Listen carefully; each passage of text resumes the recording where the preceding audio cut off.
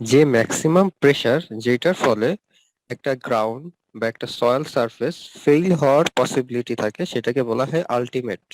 মানে ম্যাক্সিমাম যতটুকু প্রেসার সে ক্যারি করতে পারে ওই সয়েলটা, সেটাকে বলা হবে আলটিমেট বিয়ারিং প্রেসার, যেটাকে কিউ এফ অথবা কিউ ইউ এগুলো দিয়ে ইন্ডিকেট করা হয়। তো এটা আমরা দেখবো, এটার বিভিন্ন ফর্মুলা আছে আলটিমেট বিয়ারিং প্রেসার বের করার বিভিন্ন সয়েলের জন্য বা বিভিন্ন ফাউন্ডেশনের জন্য।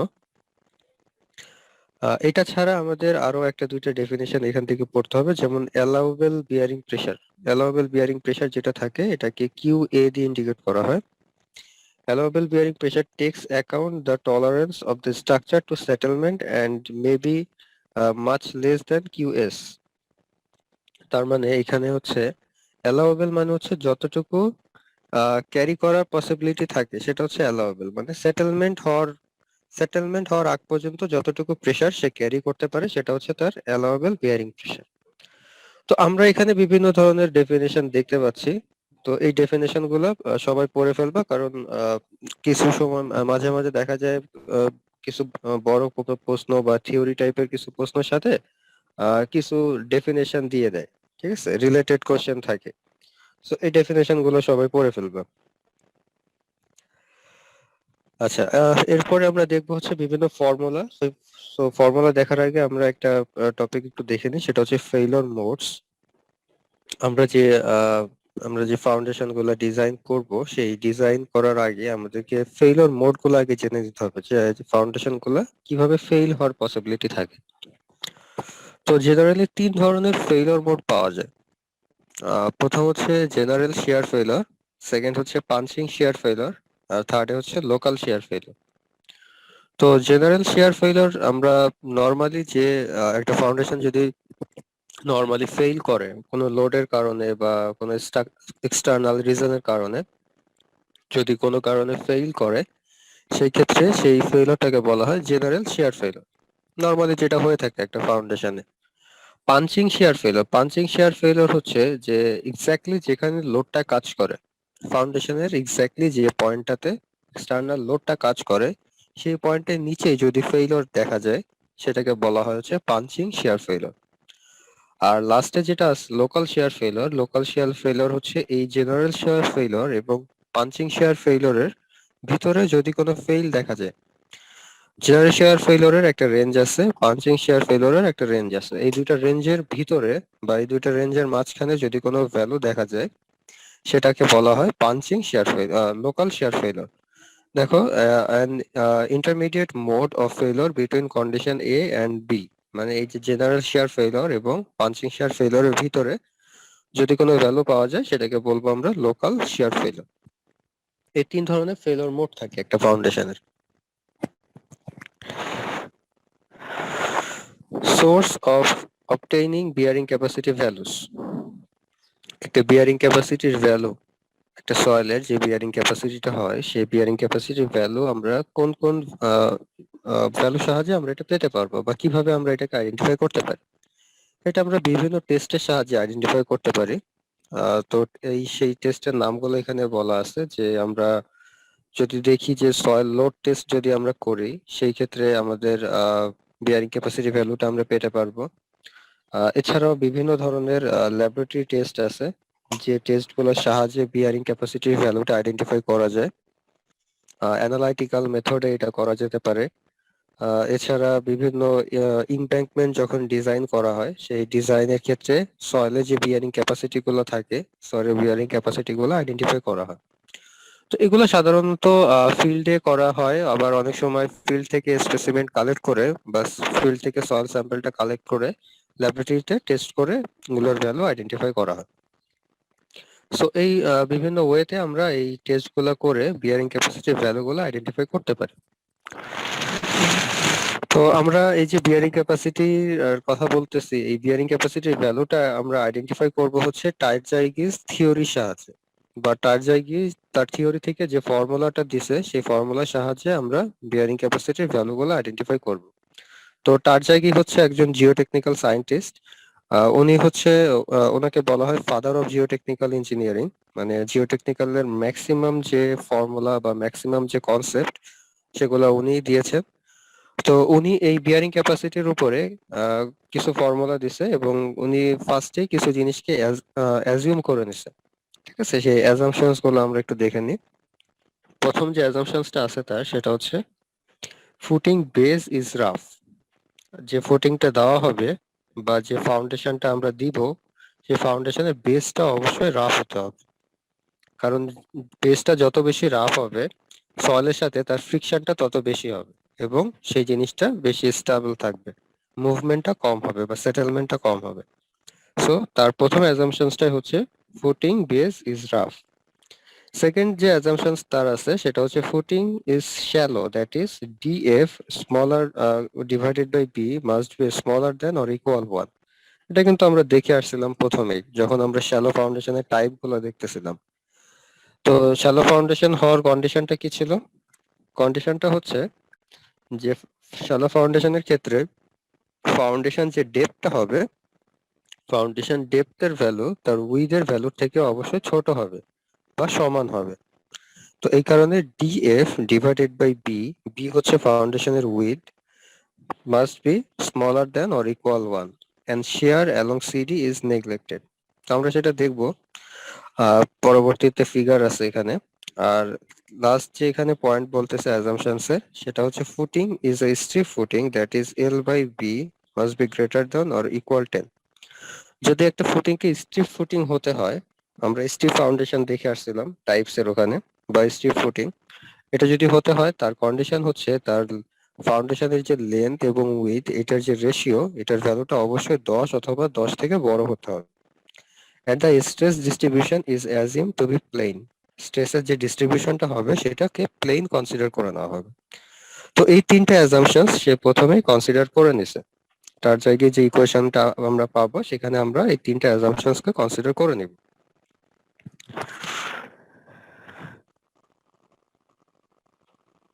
তো সেই অ্যাজাম্পশনস অনুযায়ী আমরা এখানে একটু ফিগার গুলো দেখি।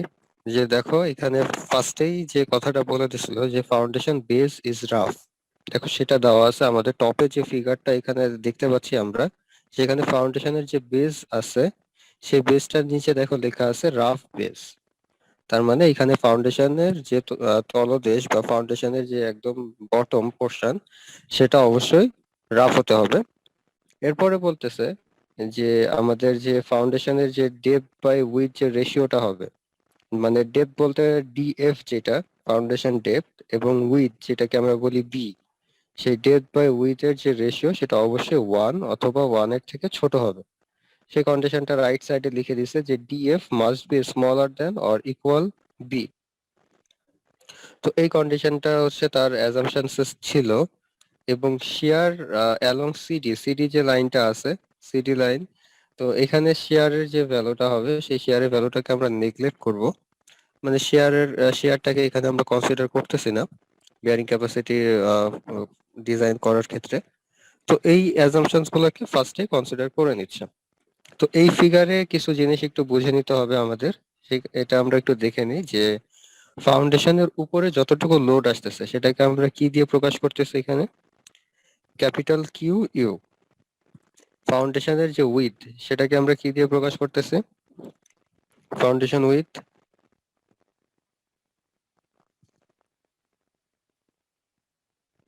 ফিগার দেখতে স্যার পাচ্ছ বি সবাই? দিয়ে বি দিয়ে দিয়েছে হ্যাঁ বি দিয়ে। আচ্ছা এখানে ওভারবার্ডেন প্রেসারটা আমরা কি দিয়ে ইন্ডিকেট করতেছি, স্যার কিউ কিউ ছোট বার হাতের কিউ কিউবার কিউ বার বা হ্যাঁ স্মল কিউ বার আর কি, যেটা এটা ইকুয়াল একটা ভ্যালু আছে। আমাদের যে ওভারবার্ডেন প্রেসারটা আসবে একটা সয়েলের উপরে সেটা ইকুয়াল আমরা লিখতে পারবো গামা ইনটু ডিএফ। আমরা যখন পরবর্তীতে বিয়ারিং ক্যাপাসিটি ফর্মুলাটা দেখব সেখানে আমরা এই ওভারবার্ডেন প্রেসারের বিষয়টা দেখব। আচ্ছা তো এই এই বিষয়গুলো আমাদেরকে খেয়াল রাখতে হবে। আচ্ছা অরিন্দম তোমার তোমার সাউন্ড আসতেছে তোমারটা থেকে, মিউট করো। আচ্ছা আর এখানে একদম বটমে যে ফিগারটা আছে এখানে দেখো ফাউন্ডেশনের বেসে একটা কথা লেখা আছে সেটা হচ্ছে কিউ আলটিমেট। তার মানে কিউ আলটিমেটটা হচ্ছে আমাদের এখানে যে ওভারবার্ডেন প্রেসারটা থাকবে সেটা কনসিডারেশনে আনতে হবে এবং ফাউন্ডেশনের উপরে যতটুকু লোড আসতেছে সেটাকেও কনসিডারেশনে আনতে হবে। এই টোটাল জিনিসটাকে যখন আমরা কনসিডারেশনে আনবো সেইখান থেকে আমরা কিউ আলটিমেট বা আলটিমেট যে বিয়ারিং ক্যাপাসিটি সেটা আমরা পাবো। ঠিক আছে, এখন এই আলটিমেট বিয়ারিং ক্যাপাসিটি রিলেটেড টার্জাইগির একটা ফর্মুলা আছে, আমরা সেই ফর্মুলাটা একটু দেখে নিই।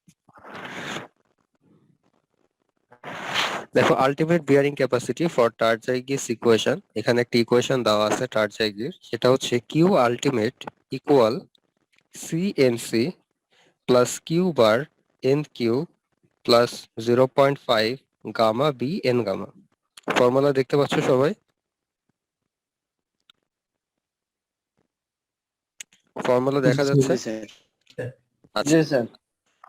তো দেখো এখানে আমরা ফর্মুলাতে কোনটা কি ইন্ডিকেট করে বা কোনটা কিসের ভ্যালু সেটা আমরা একটু দেখে নিই। প্রথমে আমাদের যেটা লেখা আছে কিউ আলটিমেট, এটা হচ্ছে ultimate bearing capacity for Terzaghi's equation. আমরা টারজাইগিস ইকুয়েশনের সাহায্যে যদি আলটিমেট বিয়ারিং ক্যাপাসিটি বের করতে চাই, তার ফর্মুলা হচ্ছে এটা ইকুয়াল সি এন সি।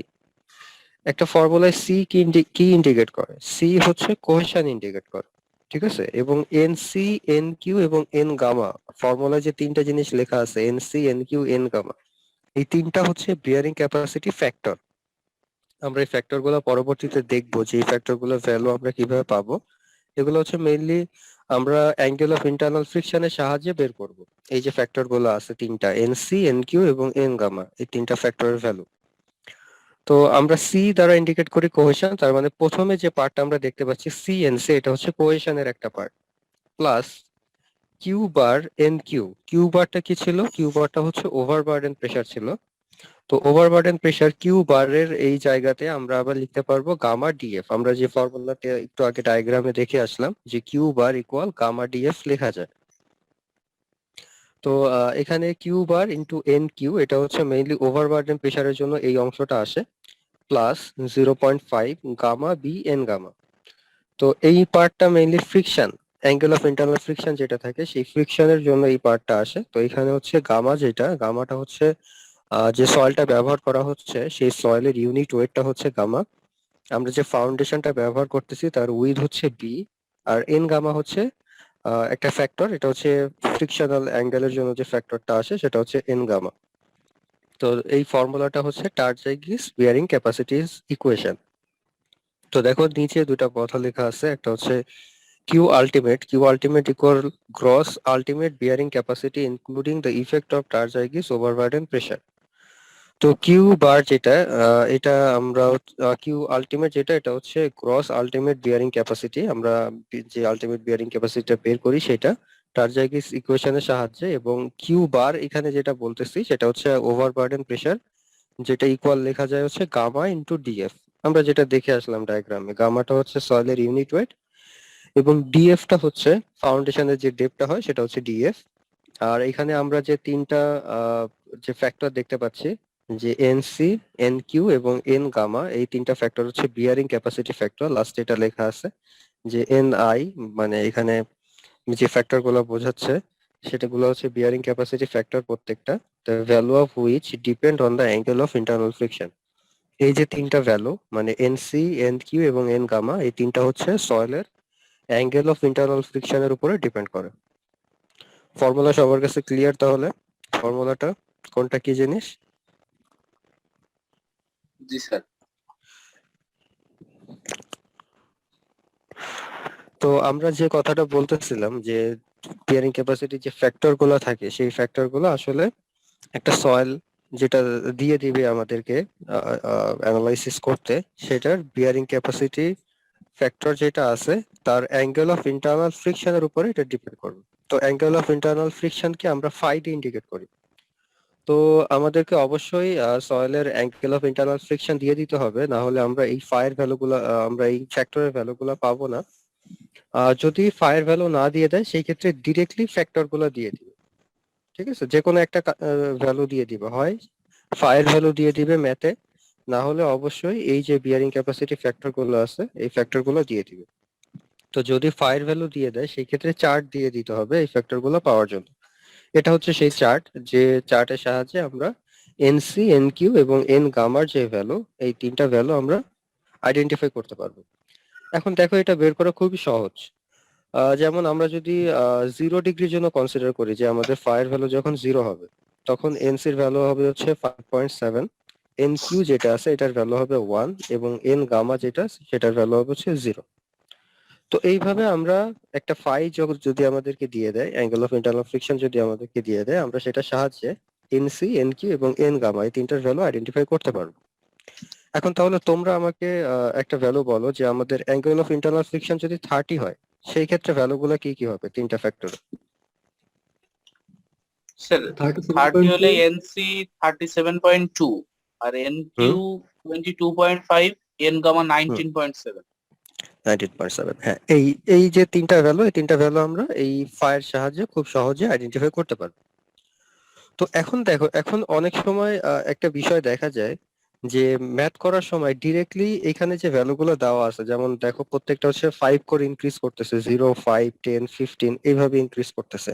অনেক সময় এক্স্যাক্টলি এই ভ্যালুটা না দিয়ে ধরো তোমাদেরকে দিয়ে দিল হচ্ছে 28 ডিগ্রি ফায়ার ভ্যালু দিয়ে দিতেই পারে, তাই না? এটা চেঞ্জ করে দিল।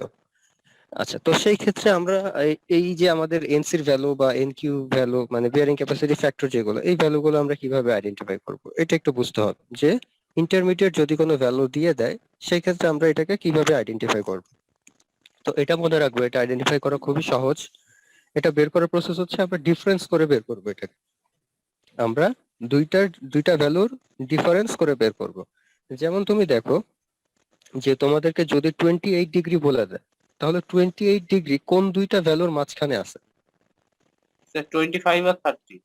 25 এবং 30। তো ফার্স্টে আমাদের কি করতে হবে, এই যে প্রত্যেকটা যে ফ্যাক্টর 25 থেকে 30-র ভিতরে এদের ডিফারেন্সটা নিতে হবে। ধরো প্রথমে আমি তোমাদেরকে একটা দিয়ে বোঝাই, তোমরা বাকিগুলো বের করতে পারবে। ধরো এনসির জন্য আমরা যদি করি, তাহলে এনসির ক্ষেত্রে আমরা 28 ডিগ্রির জন্য এনসির ভ্যালুটা কত পাবো? সেই ক্ষেত্রে আমাদের 30-র জন্য এনসির ভ্যালুটা কত? 30-র জন্য এনসির ভ্যালু হচ্ছে 37.2। আর 25-এর জন্য আমাদের এনসির ভ্যালুটা কত? 25.1। সো এখন যদি আমরা 28-এর জন্য বের করতে চাই, তাহলে প্রথমে আমাদের 30 থেকে 25-এর ডিফারেন্সটা করতে হবে। যে 5-এর জন্য আমাদের অ্যাঙ্গেল অফ ইন্টারনাল ফ্রিকশন যদি 5 হয়, ডিফারেন্সটা যেহেতু 5, সেই 5-এর জন্য আমাদের এনসির ভ্যালু চেঞ্জটা কতটুকু? তাহলে সেটার জন্য কি হবে যে 5 ডিগ্রির জন্য আমাদের চেঞ্জ ভ্যালুটা কত বলো এনসির? এটা কত হবে? স্যার 12.1। 12.1। তার মানে 5 ডিগ্রির চেঞ্জের জন্য আমাদের এনসির ভ্যালু চেঞ্জ হচ্ছে 12.1। তাহলে 1 ডিগ্রির জন্য কত, এটা বের করতে পারবো না? জি স্যার।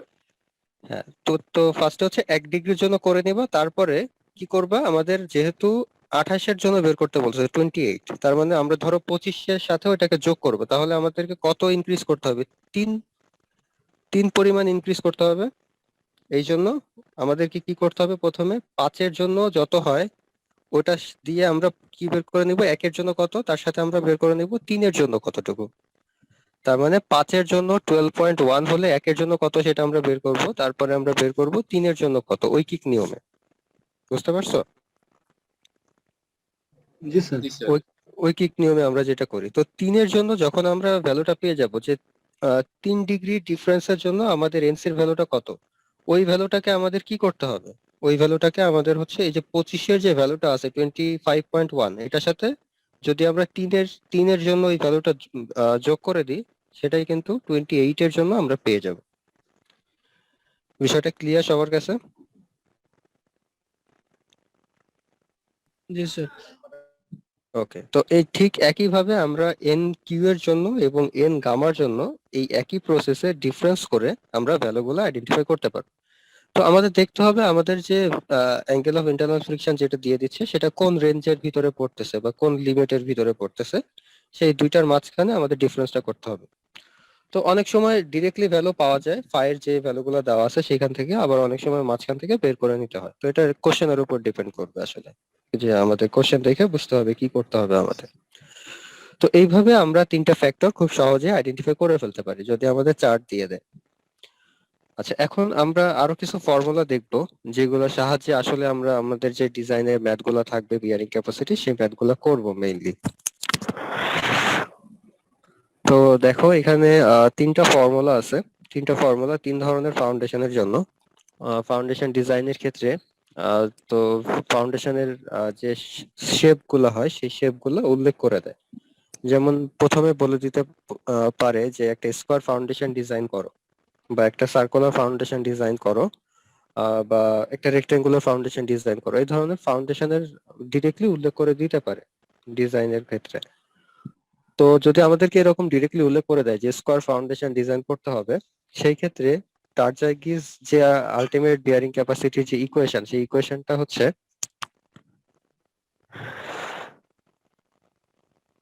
স্কোয়ার ফাউন্ডেশনের জন্য কিউ আলটিমেটের যে ভ্যালু সেটা হচ্ছে 1.3 C N C plus gamma DF N Q plus 0.4 gamma B N gamma.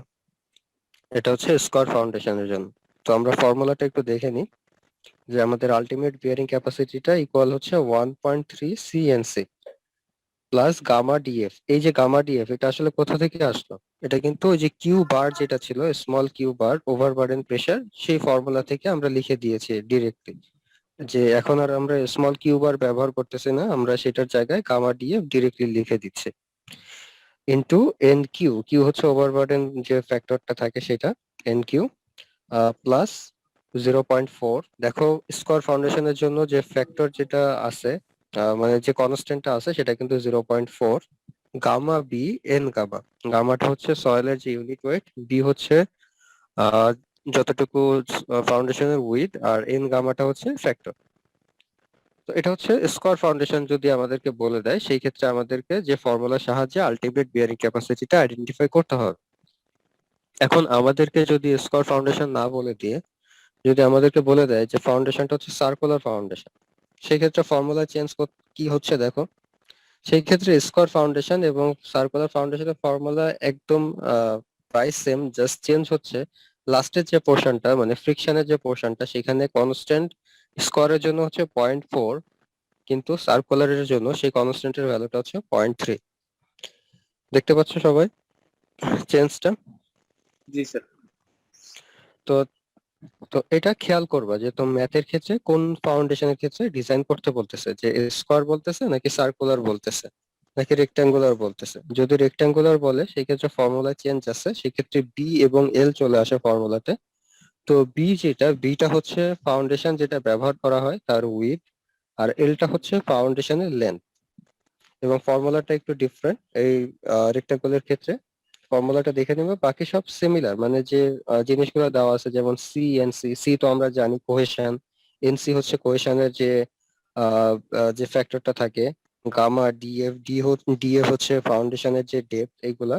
তো ফর্মুলা আমরা সব ভ্যালুই জানি, জাস্ট তিনটা তিনটা টাইপের ফাউন্ডেশনের জন্য তিন ধরনের ফর্মুলা ব্যবহার করা হয়। সেই ফর্মুলা গুলো সবাই মুখস্থ করে ফেলবে, কারণ যখন তোমাদেরকে ম্যাথ করতে হবে সেই ম্যাথ করার সময় ফর্মুলা গুলো তোমাদেরকে ব্যবহার করতে হবে। কারণ ম্যাথে আলটিমেট বিয়ারিং ক্যাপাসিটি বের করতে বলে অনেক সময়, অনেক সময় ফাউন্ডেশন ডিজাইন করতে বলে, যে ক্ষেত্রে আলটিমেট বিয়ারিং ক্যাপাসিটি ফর্মুলাটা লাগে। সো কি করতে হবে এখানে? ফার্স্ট কাজ হবে হচ্ছে তোমাদের এই যে স্কোয়ার ফাউন্ডেশন বা সার্কুলার ফাউন্ডেশন অথবা রেক্টাঙ্গুলার ফাউন্ডেশন যেটাই দিক, তোমাদেরকে এই ফর্মুলা গুলো জানতে হবে।